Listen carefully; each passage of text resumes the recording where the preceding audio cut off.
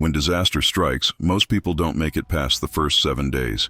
It's not because they lack courage or intelligence. It's because they make critical mistakes that destroy their chances of survival before they even realize what's happening. Right now, in this moment, you're about to learn the 11 deadly errors that separate the survivors from the casualties. These aren't theories or imaginative scenarios. These are documented failures that have cost lives in real emergencies, natural disasters, and societal collapses throughout history. If you're serious about protecting yourself and your family when everything falls apart, subscribe now, because what you're about to learn could be the difference between life and death. Let's be brutally honest. Most people walking around today are completely unprepared for what's coming, and they don't even know it. The first mistake that kills people in the first week is panic and paralysis.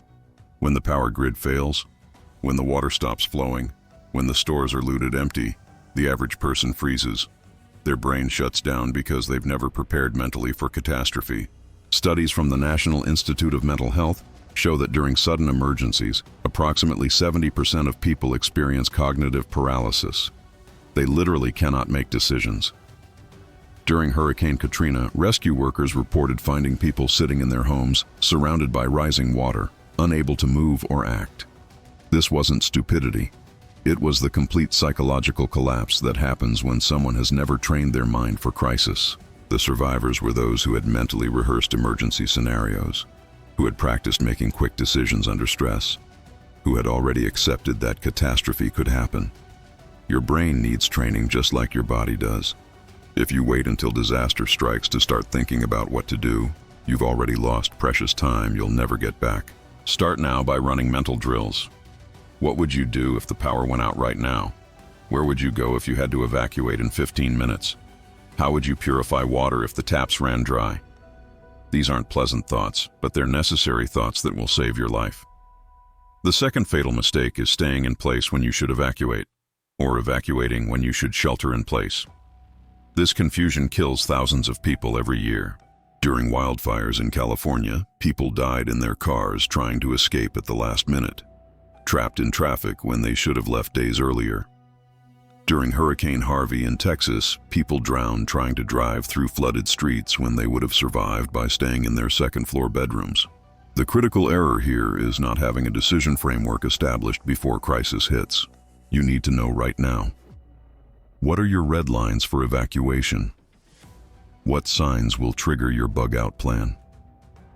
For most disasters, the golden window for evacuation is 24 to 48 hours before the general population panics. Once everyone else realizes they need to leave, the roads become parking lots and escape routes become death traps. Professional emergency managers follow a simple rule. If authorities suggest you evacuate, you should already be gone. If they order evacuation, you're already late. But equally important is knowing when to shelter in place. For chemical spills, nuclear incidents, or civil unrest, going outside can be more dangerous than staying put. The mistake isn't choosing wrong. It's not having the knowledge to choose correctly based on the specific threat you're facing. The third mistake that destroys survival chances is improper water storage and contamination. Water is everything. You can survive 3 weeks without food, but only 3 days without water. Yet when disaster strikes, most people realize too late that they have no water reserves and no way to purify what they find.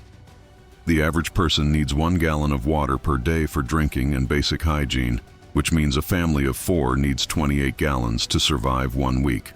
But here's where people die. They store water incorrectly.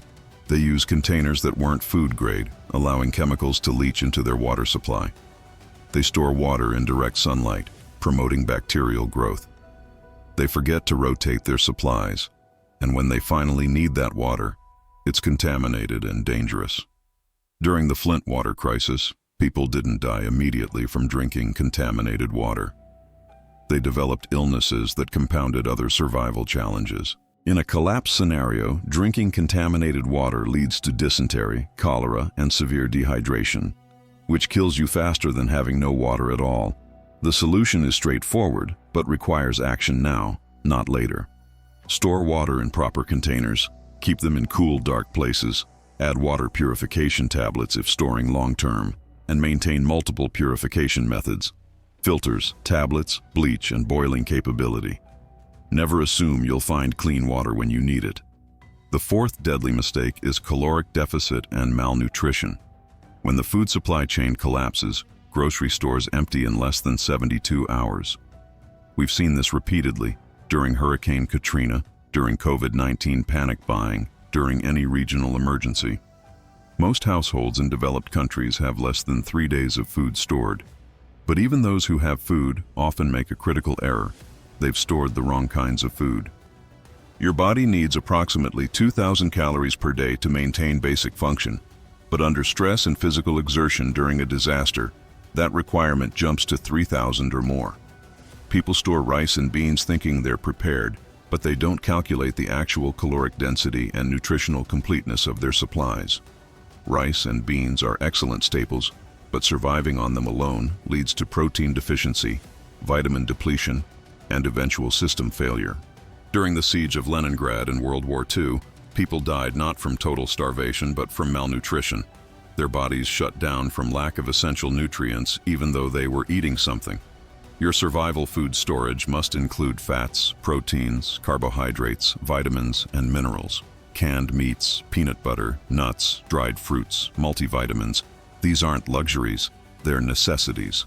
Calculate your actual caloric needs, inventory what you have, and fill the gaps now while stores are still operating normally. The fifth mistake is the complete absence of medical preparedness. In the first week of disaster, hospitals become overwhelmed or non-functional. Emergency services stop responding. You become your own doctor, and if you don't have knowledge and supplies, treatable injuries become fatal. The leading causes of death in survival situations aren't dramatic. They're infections from minor cuts, dehydration from untreated diarrhea, complications from chronic conditions when medications run out, and shock from injuries that weren't properly stabilized. During the aftermath of major earthquakes, people have died from infected blisters, from not knowing how to properly dress wounds, from failing to recognize the signs of internal bleeding or concussion. Your first aid kit needs to go far beyond Band-Aids and aspirin. You need antibiotics if legally possible, trauma supplies, pain management, prescription medication reserves for any chronic conditions, and most critically, the knowledge to use everything correctly. A fully stocked medical kit is worthless if you don't know how to stop arterial bleeding, how to treat shock, how to recognize and respond to infection, or how to manage diabetic emergencies without hospital support. Take a wilderness first aid course, study emergency medicine, practice skills like wound packing and tourniquet application. These skills determine who survives injuries and who dies from them. The sixth fatal error is poor security and situational awareness. When civil order breaks down, when police can't respond, when grocery stores are empty and people are desperate, violence erupts. This isn't pessimism. It's documented reality from every major disaster and social collapse in history. After Hurricane Katrina, looting began within hours. During the LA riots, businesses were destroyed and people were pulled from their vehicles. When Argentina's economy collapsed in 2001, home invasions became routine. The mistake people make is assuming everyone will pull together and help each other. Some will, many won't. Desperate people do desperate things, and if you appear to have resources while others are starving, you become a target. Most people have no security plan, no way to defend their home or family, no awareness of the threats forming around them. They leave doors unlocked, windows exposed, supplies visible from the street. They talk openly about their preparations, making themselves known targets. They fail to establish perimeter security, early warning systems, or defensive positions. Security doesn't mean becoming paranoid or violent. It means being realistic about human behavior under extreme stress and taking rational precautions. Keep your preparations private, maintain awareness of your surroundings, secure your home properly, and understand basic self-defense principles. The survivors are those who remain unseen and protected while chaos unfolds around them. The seventh mistake is the failure to maintain proper sanitation and hygiene. This might sound trivial compared to food and water, but poor sanitation kills more people in disaster scenarios than almost any other factor. When toilets stop flushing, when garbage collection stops, when you can't shower or wash clothes, disease spreads explosively. During the Haiti earthquake in 2010, the initial disaster killed thousands, but cholera from poor sanitation killed thousands more in the months that followed. The mistake is underestimating how quickly your environment becomes toxic without modern sanitation systems. Human waste piles up, attracts flies and rats, contaminates water sources, and spreads dysentery, typhoid, and cholera. Garbage rots, creates breeding grounds for disease vectors, and draws dangerous animals. Without the ability to maintain personal hygiene, minor skin issues become serious infections. You need a waste disposal plan that includes portable toilets or properly dug latrines at safe distances from water supplies, lime or bleach to treat waste, heavy-duty garbage bags, disinfectants, soap, and a clear understanding of disease prevention. During extended disasters, maintaining clean hands prevents more deaths than almost any other single action. This isn't about comfort. It's about preventing the epidemic diseases that devastate populations when sanitation fails. The eighth deadly mistake is operating alone without community or network. The lone wolf survival fantasy gets people killed. Humans are social creatures, and survival has always been a group activity. One person cannot maintain 24-hour security, cannot be awake to respond to nighttime threats, cannot gather resources and defend a location simultaneously, cannot treat their own serious injuries, and cannot maintain psychological stability in extended isolation. History shows repeatedly that isolated individuals die while organized groups survive. During the Great Depression, communities that worked together, shared resources, and divided responsibilities survived while isolated families failed. After Hurricane Maria in Puerto Rico, neighborhoods that organized collective security and resource sharing recovered while isolated individuals suffered for months. The mistake is waiting until disaster strikes to build these networks. By then, trust is impossible. Everyone is desperate, and cooperation becomes difficult. Build your community now. Identify neighbors you can trust. Establish communication plans that work without cell towers or internet. Create mutual aid agreements where skills and resources are shared, and practice coordination before you need it desperately. This doesn't mean revealing everything about your preparations to everyone, but it does mean identifying people who share your awareness and building bonds before crisis tests them. The ninth mistake is the complete lack of practical survival skills. Most people today cannot start a fire without matches, cannot navigate without GPS, cannot identify edible plants, cannot purify water beyond boiling, cannot repair broken tools, cannot construct basic shelter, and cannot adapt when their preferred methods fail. Modern convenience has eliminated skill development, and when technology fails, people become helpless. During the 2021 Texas power crisis, people died from hypothermia in their own homes because they didn't know how to retain heat without electricity. They had fireplaces but no knowledge of how to use them safely. They had food but no way to cook it. They had water in their pipes but didn't know to drain them before they burst. Skills are the one survival resource that cannot be lost, stolen, or depleted. Knowledge weighs nothing and requires no storage space. Start building practical skills now. Learn fire-starting methods, including friction fires. Practice land navigation with map and compass. Study wild edible and medicinal plants in your region. Develop basic carpentry and repair skills. Learn food preservation techniques like canning and smoking. Understand water purification beyond just boiling. And practice these skills regularly until they become second nature. Reading about survival skills is not the same as having survival skills. You must practice, fail, learn, and develop muscle memory and judgment that only comes from real experience. The 10th fatal mistake is psychological collapse and loss of will. Survival is 90% mental. Your mind will quit long before your body does, and when your mind surrenders, death follows quickly. In extreme survival situations, the people who die aren't always the weakest physically. They're the ones who give up mentally. During World War II, prisoners in concentration camps with better physical health sometimes died, while frailer prisoners survived, and the difference was psychological resilience. Those who maintained purpose, who found reasons to continue, who adapted mentally to horror survived against impossible odds. The mistake people make is not preparing their psychology for disaster. They've never confronted their own mortality, never developed coping mechanisms for extreme stress, never built the mental toughness required to continue when everything seems hopeless. When disaster strikes and comfort disappears, they collapse internally. Building psychological resilience requires honest self-examination before crisis. Understand what gives your life meaning beyond comfort and convenience. Practice discomfort deliberately. Cold showers, fasting, physical challenges. Not to punish yourself, but to prove to your brain that discomfort doesn't equal death. Develop stress management techniques like controlled breathing, meditation, or prayer, depending on your beliefs. Most importantly, maintain purpose.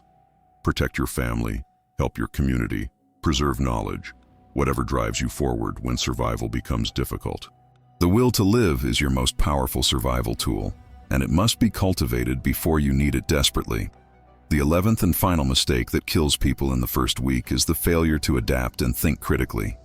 Rigid thinking is deadly thinking. Plans fail, supplies run out, situations change, and the survivors are those who can adapt their approach when reality doesn't match their expectations. During the Balkan conflicts of the 1990s, people who survived weren't those with the most supplies. They were those who could trade, improvise, and continuously reassess their situation. Those who clung to pre-war thinking and routines died. Those who adapted to new realities survived. The mistake is creating a survival plan and treating it like scripture instead of a flexible guideline. Your plan is based on assumptions about what disaster will look like, but reality will differ. Maybe you planned to bug out, but the roads are impassable. Maybe you stored 6 months of food, but now you're sheltering refugees. Maybe your primary water source is contaminated and you need alternatives immediately. Critical thinking means constantly evaluating your situation, questioning your assumptions, learning from mistakes, and adjusting your approach. It means recognizing when something isn't working and having the flexibility to try different methods. It means accepting that survival is dynamic, not static, and success requires constant adaptation.